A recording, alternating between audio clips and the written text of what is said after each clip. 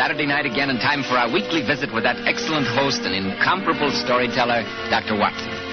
I'm sure he's waiting for us in the old familiar study, so let's waste no time in joining him. Good evening, Mr. Bell. You're punctual to the minute, as usual. You bet I am. When it's time for Dr. Watson to tell a new adventure he had with the immortal Sherlock Holmes, I'm not going to miss a second. Nice of you to say so, my boy. Draw up your usual chair and make yourself comfortable. Before I sit down, Dr. Watson, you mind if I take a look at the old metal case on the mantelpiece? It wasn't there last week. No, I placed it there because it played a prominent part in tonight's story. You see, it's a memento of yet another encounter that Sherlock Holmes and I had with the arch-villain of London crime, Professor Moriarty. But what is it, Dr. Watson? It looks like an old compass. That's exactly what it is, my boy.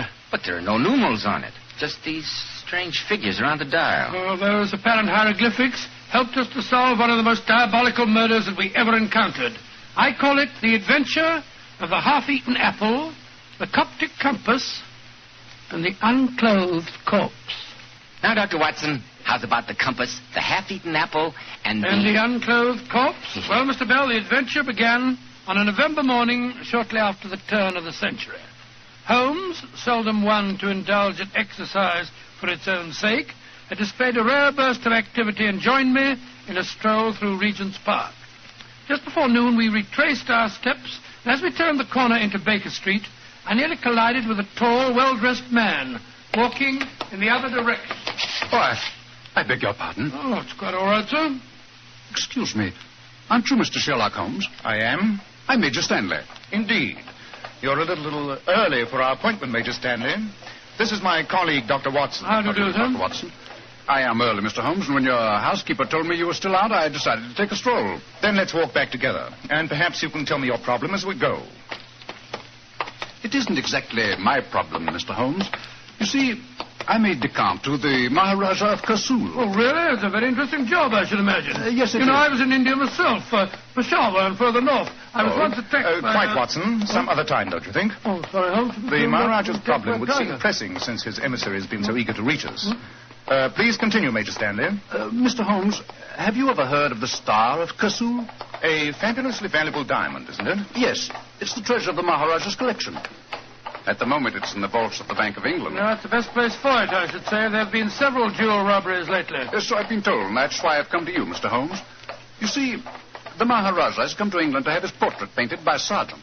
Your problem becomes apparent, Major Stanley. When this portrait is painted, the Star of Kasul will no doubt be set in the Maharaja's turban.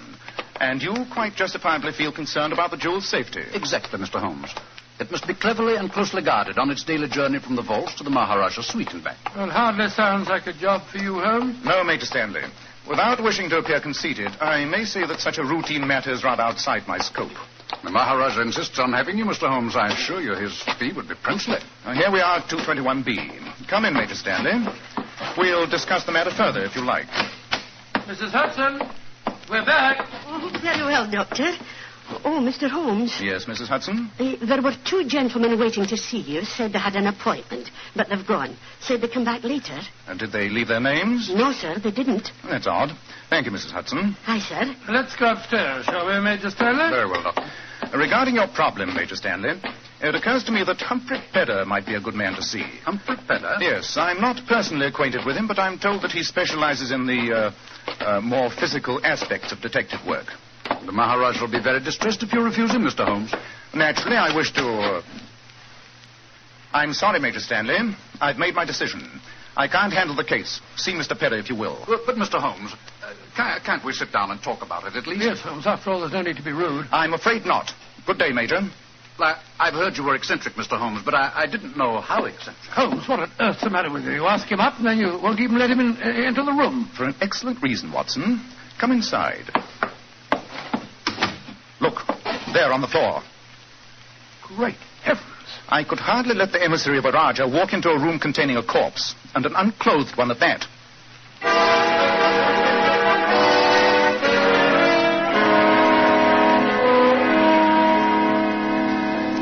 Lift the blanket off the face, Watson. Right you are, huh? There. Oh, Doctor, the poor man. Is that the face of one of the men that called here? Aye, sir, it is. Cover it again, Watson. I saw the other one leave, sir. He said his friend had already left. Oh, I never dreamed... This one you saw leaving. Was he carrying anything? A bundle, perhaps? No, sir, he wasn't. Could you describe him? Well, he was tall and thin, and he had a If high he was forehead. carrying no bundle, where are the corpse's clothes? There's no sign of them in here. What a shocking thing, sir. A murder right in your living room. Well, a scene for the police? Definitely not, Mrs. Hudson. And please keep this to yourself. Aye, sir. When a corpse is deposited on my own carpet, there's a certain point of honor in being able to present the police with a complete explanation when I do call them in. That'll be all, Mrs. Hudson. All right, sir. What a terrible thing. Holmes, this is incredible. Why leave a corpse here? And why unclothed? The obvious reason to remove clothing would be to make identification difficult. Then how did the murderer get the clothes out of here? Mrs. Hudson said that he wasn't carrying anything. We have many other questions to answer, old chap. The knife wound in the heart gives us no clue, I'm afraid. But observe the singular collection of objects that are lying beside the body. Well, let's have a look at them. A railway ticket, a funny-looking compass. And an apple that has been bitten into. The corpse has protruding teeth. I bet you that he didn't make the bite in this apple. Holmes, these must be the murderer's tooth marks. If you're correct, Watson, our murderer is an extraordinary man indeed. Why do you say that? Because if you look closely, you'll notice the interesting fact that this bite was made by 2 sets of upper teeth.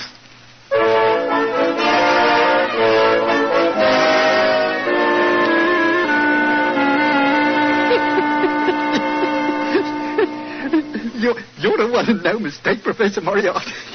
2 sets of upper teeth. Well, that was the best touch. Yes, Carter. I must confess it was neat. Simple, of course. You start the bite with your upper teeth, reverse the apple, and conclude the bite. Yes, simple. But I trust also somewhat disconcerting for the great Sherlock Holmes. Our past encounters have given me an insight into his very unusual mind. I'd like to have watched his face when he walked in there, Professor. So would I. But the next 24 hours will give me little leisure, I fear. I must arrange for a certain matter concerning a change of ownership in the Star of Kasul. This should be a fascinating game. But the old compass, the railway ticket. Carter, with your somewhat limited cranial development, it must be hard for you to absorb the subtler points in such a plan, but surely its basic purpose is obvious.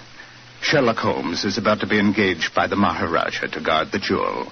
I had to divert his attention, so I perpetrated an intriguing murder on his own doorstep and surrounded the corpse with meaningless and completely unrelated objects which I knew would torment his curiosity and keep him off my trail. And that corpse would take some explaining to the police, too, Professor. Yes, that's why I placed it there. It puts him in an acutely embarrassing position. He has to try and solve the case or become the laughingstock of London. It's one of your neatest jobs, Professor. Oh, I won't say that, Carter. But I'm quite sure that I've posed a problem that Sherlock Holmes will be totally unable to resist.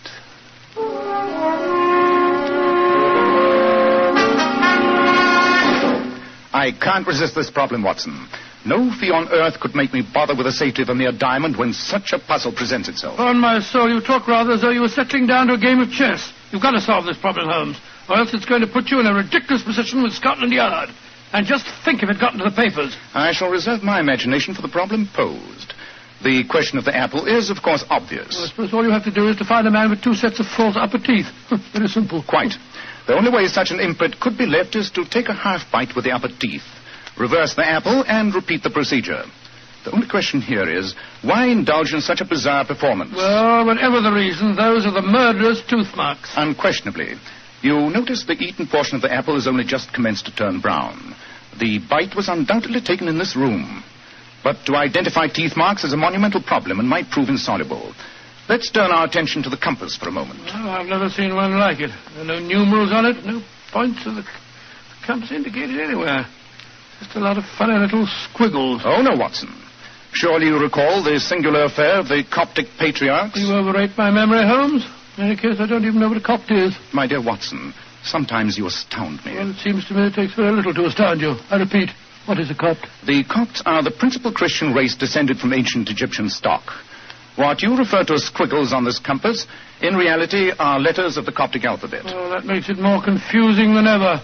An apple bitten into by an eccentric, and now a compass with ancient Egyptian lettering on it. I just can't see any relation between the two of them. And yet we know there must be. That's what makes the problem so fascinating. Well, what does the compass tell you, Holmes? Two things. The Coptic lettering on the dial is inscribed by hand. Obviously, it was constructed for a Copt who could speak no European language. Yes, the corpse was definitely not of Egyptian origin. I'll wager that he was born not too far away from the sound of Bow Bells. I agree, Watson. And so the problem becomes more confusing. Now, let us examine another piece of this fascinating puzzle. The railway ticket. Well, it's the unused return half of a first-class ticket from the village of Chipping Sodbury to London. Yes. And the date stamped on the back is November the 6th. Today? Yes, Watson, today. Chipping Sodbury is a tiny village. I imagine that the number of passengers that traveled from there to London this morning could be counted on one hand. You're going to Chipping Sodbury? Yes. It shouldn't be too hard to find out who purchased this ticket. And while I'm doing that, I want you to stand guard here. With the corpse? Yes, Watson. And I suggest that you keep your revolver handy. My revolver? You mean... I mean that after what has happened in one short morning in Baker Street, we should be prepared for any eventuality.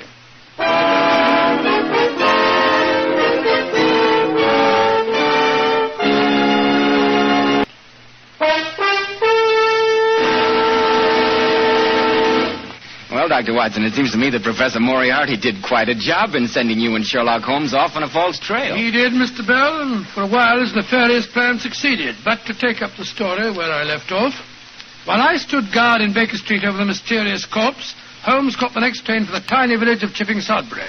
He told me that after a talk with the village station master, he had no trouble in tracing the purchaser of the first-class railway ticket that we'd found beside the body.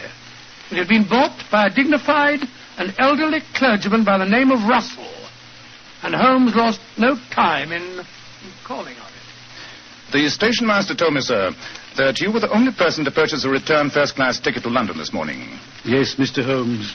I had occasion to make one of my rare excursions to London this morning. But though it was an unfortunate experience for me, I can't think my humble visit to the city could be a matter of any possible interest to you. I'm very interested in what happened to the return half of your railway ticket, sir. Very odd you should mention that. A regrettable business. Most regrettable. It was stolen from me by a pickpocket, together with my watch and chain. Didn't notice it until I had occasion to look at the time when I was lunching with the Bishop of St. Luke's. You've no idea when or where the theft took place, sir? I walked from the station. The crowds were quite dense, and I do recall being jostled rather heavily on one occasion. You reported your loss to the police, I suppose. Naturally, but I have little hope that they'll catch the criminal. Most regrettable business. Cost me a watch and the price of another ticket. An expensive lesson in the frailty of human nature. Do you care for a cup of tea, Mr. Holmes? No, thank you. I'm afraid I haven't time. I must return to London on the next train. Urgent and unfinished business awaits me there.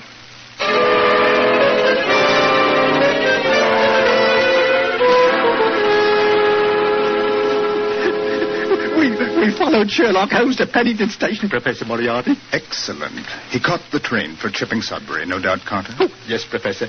A fat lot of good that'll do him, even if he does find the old clergyman we pinched the stuff from. But it consumed valuable time.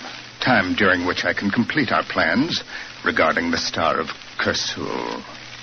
Before midnight tonight, I think I can safely say that the jewel will be in our hands. How very fortunate that Sherlock Holmes has such a devouring curiosity.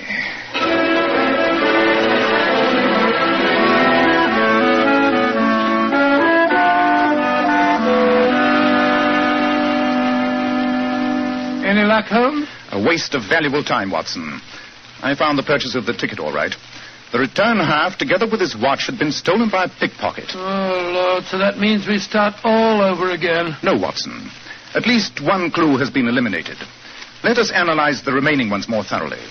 Now, the problem of the Coptic compass should next engage our attention. A call on the Egyptian embassy might prove illuminating. You know, Holmes, while you were away, I had a brainwave. Congratulations. It was connected with the missing clothes from the corpse. Where, I asked myself, where would be the obvious place to hide clothes? Why, in the clothes closet, of course. So I searched both our wardrobes absolutely thoroughly. They weren't there. Interesting, Watson. Of course, I'd already done the same thing. Oh, The problem of the missing clothes is still... Numbskull! Yes, Holmes? Why didn't I think of it before? what is it, Holmes? The special wardrobe that I keep for my disguises in the dressing room. Come on, Watson. By Jove, yes, I never thought of that. Perfect place for hiding the dead man's clothes. Let's see if there have been any recent additions to this raggedy collection of mine. Costa's outfit. And there's the clergyman's suit. You always made a surprisingly convincing clergyman, Holmes. And here's the unfailing passport to many a servant's back door. The stained and roughened worsteds of the English plumber. Yes, these patched and frayed ghosts could tell many a tale of... Hello. Look here, Watson. Plain blue suit in rather good condition. Quite. And it doesn't belong in my collection. I think we've solved the mystery of the vanishing clothes. The labels have been ripped out of the coat. Yes, and the pockets emptied. All possible identification removed. We're getting warm, Watson. We're getting very warm. Wait a minute. What is it? Give me a knife. All right, sure. There's something in the lining of this coat. Feels like paper. Perhaps the murderer didn't remove all identification after all. Here you are. These scissors will do the trick. Splendid. There we are. Piece of paper sewn to the padding of the coat. Yes. Let's see what it tells us. Humphrey Pedder, 118 Montague Crescent, Knightsbridge. That's the private detective you were talking about earlier on today. Do you suppose that Pedder's the corpse? At this stage, Watson, I shall suppose nothing. We'll go to Montague Crescent and find out for ourselves.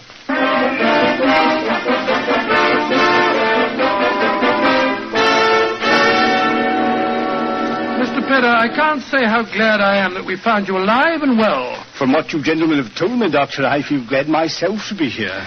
Is it your custom to have an extra identification label sewn into all your clothes, Mr. Pedder? Yes, Mr. Holmes. A detective never knows what may happen to him. I've always felt such identification might be valuable. A very sound precaution. Thank you, sir.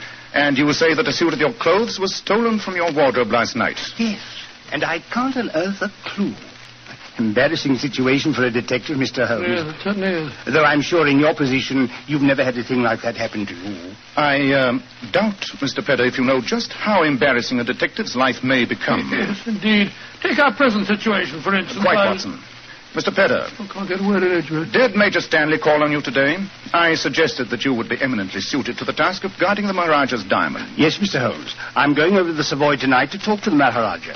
Much obliged to you for giving me the recommendation, particularly since I've never had the privilege of meeting you. I'd heard very flattering reports of your ability. I'm very glad, Mr. Holmes. Your recommendation means a lot to me. Well, Holmes, we've drawn another blank.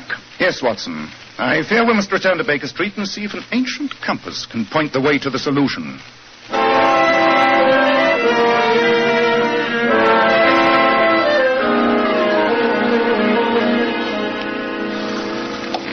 Where to, sir? The Egyptian Embassy in Grosvenor Square, cabin. What, sure, Governor? Jump in, Watson. I feel a blasted fool trotting around London with a Coptic compass under my arm. I hope this leads us somewhere. If the excursion proves fruitless, Watson, I'm afraid I shall be compelled to get in touch with Scotland Yard. A few hours' delay in reporting a murder can be explained, but beyond that, we may find ourselves in trouble. I think you should have reported it before this. By the way, Holmes, did you notice the brougham and pair that drove up to Pedder's house just as we left?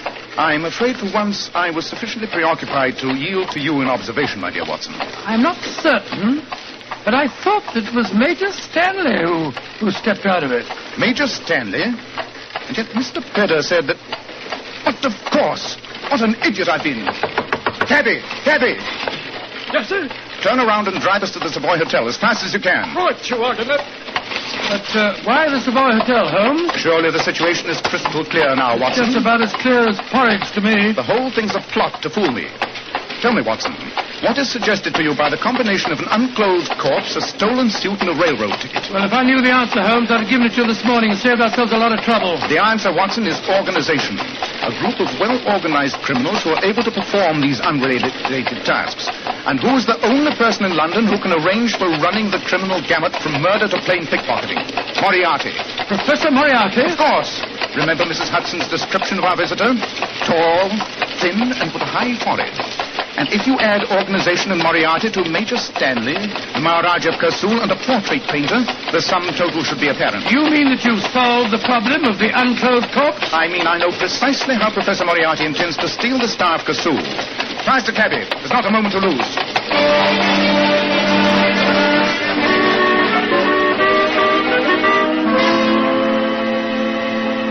Mr. Holmes, it's an astonishing story you've told me. At least it explains my apparent rudeness this morning, Major You Stanley. can appreciate the embarrassing position in which my friend was placed, sir. Yes, indeed. But of course you understand that Mr. Pedder here is now in charge of guarding the Star of Kasul. Quite, Major. And you're in very excellent hands, I'm sure. Thank you, Mr. Holmes. But your own problem still fascinates me. The unclothed corpse, the compass, and the apple. As the humble exponent of your profession, I'm curious to see how you arrived at your conclusions. I reached them only just in time, Mr. Pedder. If I hadn't, I should at this moment be paying a fruitless visit to the Egyptian embassy. Well, I'm still confused, Holmes. And yet the answer is simple. What was outstanding about the crime committed at Baker Street? What was its individual peculiarity? Well, I suppose the air of mystery that surrounded it. I prefer to use the word mystification. The crime fascinated me, stimulated me, as Professor Moriarty hoped it would, until I realized that it was intended to do precisely that. The whole plan was a decoy, designed to prevent me from accepting your mission, Major Stanley. How could I accept such a commonplace job as guarding a jewel while such a fascinating problem was presented in my own living room? And the apple and the compass... Fictional clues that led nowhere, but were sufficiently challenging for the criminal to know I wouldn't be able to resist tracking them down. It's an amazing plot. Then the railway ticket and the suit of clothes that was stolen from me were all meant to focus your attention elsewhere and away from the diamond. Exactly, Mr. Pedder. Well, Mr. Holmes, I assure you we're very grateful for the warning. Yes, we shall be more than ever on our guard now. We know where the danger's coming from. Professor Moriarty. I'm taking the Star of Kasul back to the Bank of England in a few minutes. I assure you that I shall guard it extremely well. I think, Mr. Pedder, that if you don't mind, I'll take charge of the stone. But, Mr. Holmes, I've already been commissioned for the work. That's true, Mr. Holmes. Since you refused the job, I had to make other arrangements. Mr. Pedder was your own suggestion for the assignment. Nonetheless, Major, I think the Maharaja will sleep much more comfortably if I take charge of the stone. Holmes, I don't think it's very ethical. After all, you did refuse to take on the case, you know. This is hardly a time for ethics, Watson. Where is the Star of Kasul, Major Stanley? I just handed it over to Mr. Pedder before you arrived. Then supposing you give it to me, Mr. Pedder. By the way, I don't have the pleasure of knowing your real name. But, Holmes, he's Humphrey Pedder. Oh, no, Watson. The unclothed corpse of Humphrey Pedder still lies in Baker Street. This is one of Professor Moriarty's most trusted henchmen. You're too smart for your own good. Look out, he's got a revolver. A little slow in drawing it. A beautiful uppercut, Holmes. Send for the police, please, Major Stanley. We have a prize catch for them here. Yes, Mr. Holmes. I can't tell you how grateful I am. I'll take the liberty of removing the diamond from the pocket of our recumbent friend. There we are. Behold, Watson, the Star of Kasul. What a magnificent stone. Magnificent. And yet one man was murdered for it. I only wish another might hang because of it. But Moriarty still goes free. And he killed Pedder. We'll catch him, Watson. We'll catch him. He is getting clumsy. If he'd noticed the credentials in Pedder's clothes, he would have been in possession of this bauble before the night is out. Instead of which, the evidence of this man here may help us to trap him. I hope so, Watson. But Moriarty inspires his henchmen with such loyalty that I doubt if he'll give us much help. The jewel is safe, our own peculiar problem is solved, and we've captured a prize villain. Next time, we shall capture the master himself.